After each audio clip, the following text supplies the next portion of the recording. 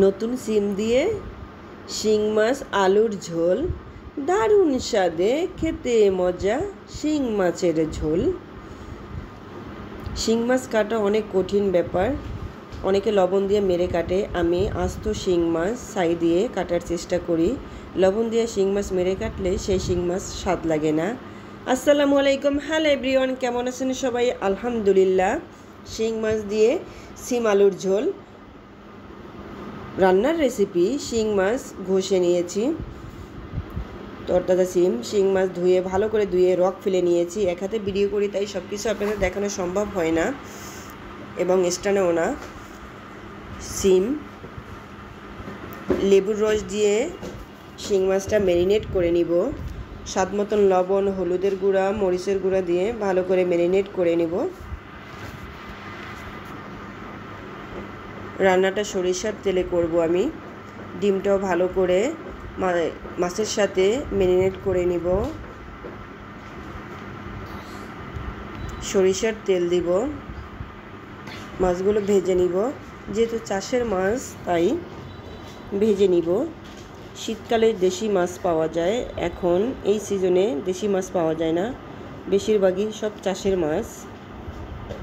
উল্টে পাল্টে নিব মাছগুলো, এপিট ওপিট দুই পিঠ ভালো করে ভেজে নিব। ডিমটা উল্টিয়ে দিব। দেখুন মাছে ভর্তি ডিম, প্রত্যেকটা মাছই ডিম ছিল শিং মাছের।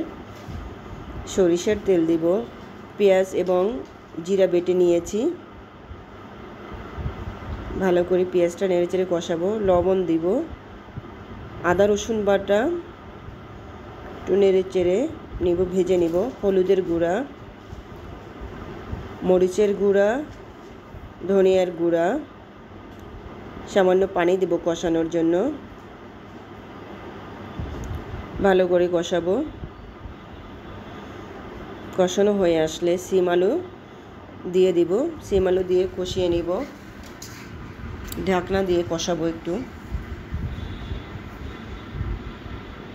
আমার কষানো হয়ে গেছে, পানিটা শুকিয়ে গেছে। সিম থেকে যে পানি বের হয়েছিল সে পানিটা শুকিয়ে গেছে। এখন ঝোলের জন্য পানি দিব, পরিমাণ মতন পানি দিব। এটা কিন্তু হাইব্রিড সিম না, একদম দেশি সিম। ভেজে রাখা মাছ এবং ডিমগুলো দিয়ে দিব, ঢেকে দিব। ঢাকনা খুলে একটু নেড়েচেড়ে দিব। দেখুন দেখতে দারুণ লাগছে। আলুটা সেদ্ধ হয়ে গেছে। উপর থেকে জিরার ফাঁকি, টালা জিরার ফাঁকি দিব। আমার রান্না অলমোস্ট হয়ে গেছে।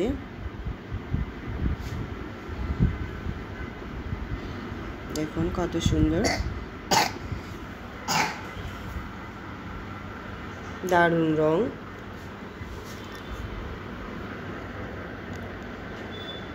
কাছ থেকে দেখাচ্ছি, দেখতে কত সুন্দর লাগছে। সিম আলু ঝোল দারুণ খেতে, অনেক স্বাদ হয়েছিল। এভাবে বাসায় আপনারা ট্রাই করে খাবেন।